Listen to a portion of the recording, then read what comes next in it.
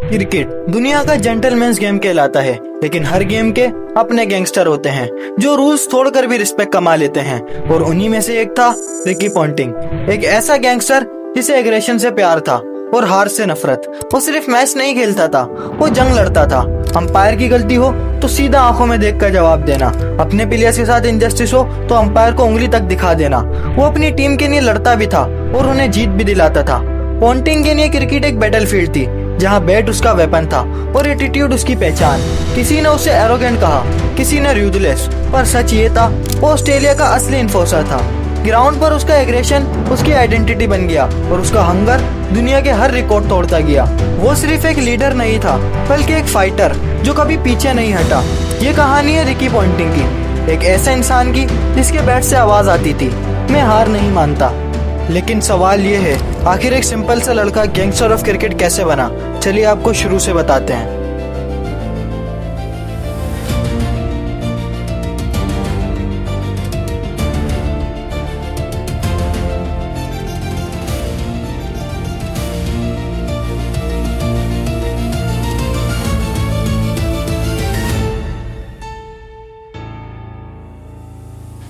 Ricky Ponting का जन्म Australia के एक छोटे से आइलैंड तस्मानिया में हुआ। बचपन से ही क्रिकेट उसके खून में थी।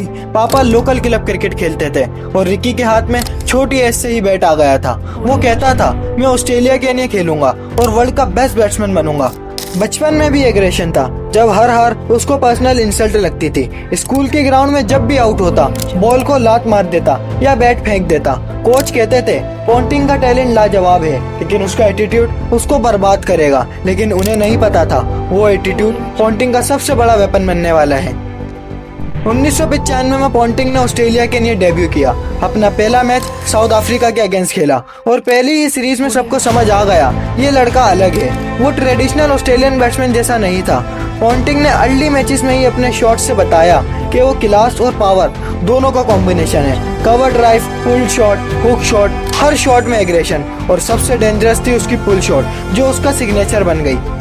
पॉन्टिंग का एटीट्यूड इतना बोल्ड था कि वो अपोजिशन की आंखों में आंखें डालकर बात करता था। स्लेजिंग ऑस्ट्रेलियन क्रिकेट कल्चर का हिस्सा है, लेकिन पॉन्टिंग ने इसे एक आर्ट बना दिया। वो बातों से अपोनेंट को तोड़ देता था और सबसे फेमस था उसका 2001 का इंडिया टूर। वहाँ हरभजन सिंह और पॉन्टिंग के बीच वर्बल फाइट इतनी बड़ी हुई कि दोनों के बीच दुश्मनी बन गई। पॉन्टिंग एक बार फील्ड पे हरभजन को गुस्सा दिलाने आया, लेकिन उस दिन टर्बनेटर मींस हरभजन सिंह ने उसे पवेलियन वापसी भेज दिया। और उस मोमेंट के बाद पॉन्टिंग ने डिसाइड किया, नेक्स्ट टाइम इंडिया आए रिवेंज लेके जाऊंगा। उसका एग्रेशन सिर्फ अपोनेंट्स के लिए नहीं था, अपनी टीम के लिए भी था। प्रैक्टिस में छोटी सी गलती पे गुस्सा, ड्रेसिंग रूम में लाउड आर्ग्यूमेंट्स, सब नॉर्मल था। लेकिन यही एग्रेशन ऑस्ट्रेलिया को अनबीटेबल टीम बनाने वाला था। 2002 में स्टीव वॉ की रिटायरमेंट के बाद रिकी पॉन्टिंग ऑस्ट्रेलिया के कैप्टन बने और उस दिन से ऑस्ट्रेलिया ने एक नया चैप्टर लिखा, डोमिनेशन का।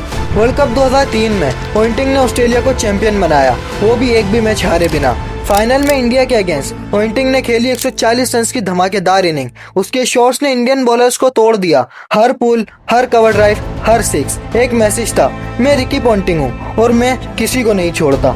उस मैच के बाद दुनिया ने बोला पॉन्टिंग सिर्फ प्लेयर नहीं, वो एक गैंगस्टर है जो क्रिकेट के रूल्स तोड़ता है और अपने बनाता है। वर्ल्ड कप 2007 में भी सेम स्टोरी। पॉन्टिंग ने ऑस्ट्रेलिया को बैक टू बैक चैंपियन बनाया और इसी दौरान ऑस्ट्रेलिया ने जीते 34 कंसेक्यूटिव वर्ल्ड कप मैचेस बिना एक भी हार के। ये रिकॉर्ड आज तक किसी ने नहीं तोड़ा। लेकिन हर गैंगस्टर की कहानी की एक डार्क साइड होती है। 2006 एशेज के दौरान इंग्लैंड की मीडिया ने पॉन्टिंग को एरोगेंट बुली कहा। फील्ड पे अंपायर से आर्ग्यू करना, अपोनेंट को स्लेज करना और एग्रेशन का ओवर शो, सब हेडलाइंस बन गया।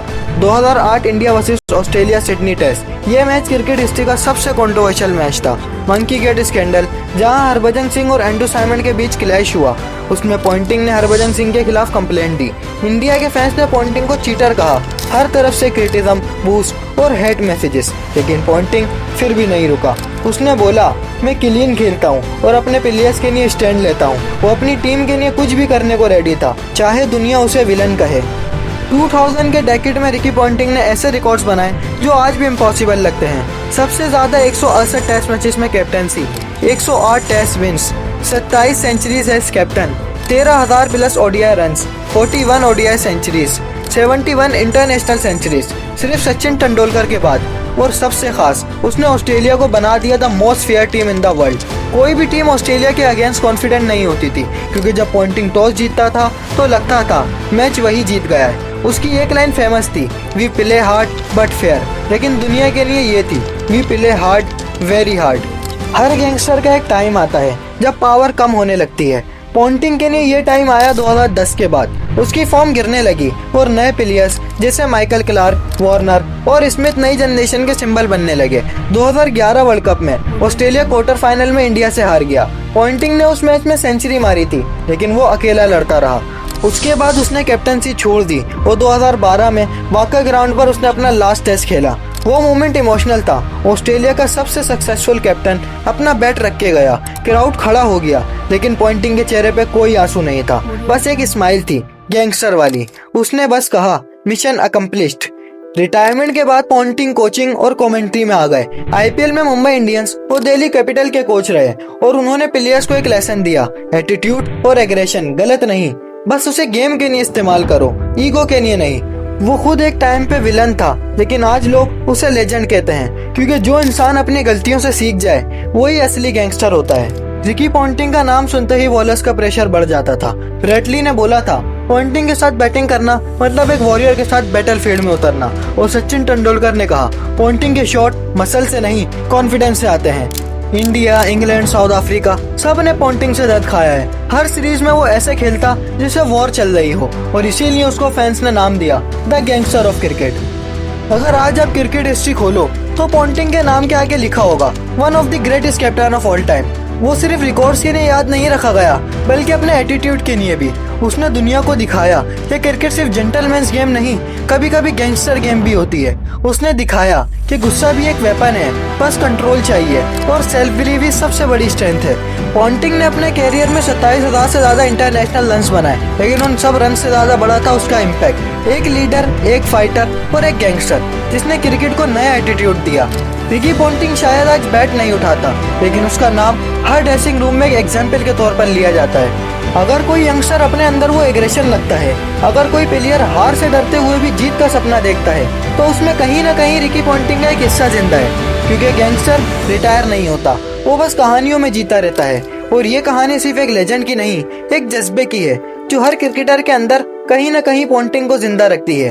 अगर आपको भी लगता है कि क्रिकेट सिर्फ गेम नहीं, एक जुनून है, तो वीडियो को लाइक करो, शेयर करो, और ऐसी और कहानियों के लिए सब्सक्राइब करो MS स्पोर्ट डायरीज को, जहां हर कहानी के पीछे छुपी होती है एक लेजेंड की लेगेसी। मिलते हैं आपसे नेक्स्ट वीडियो में एक और कहानी के साथ। तब तक के लिए गुड बाय।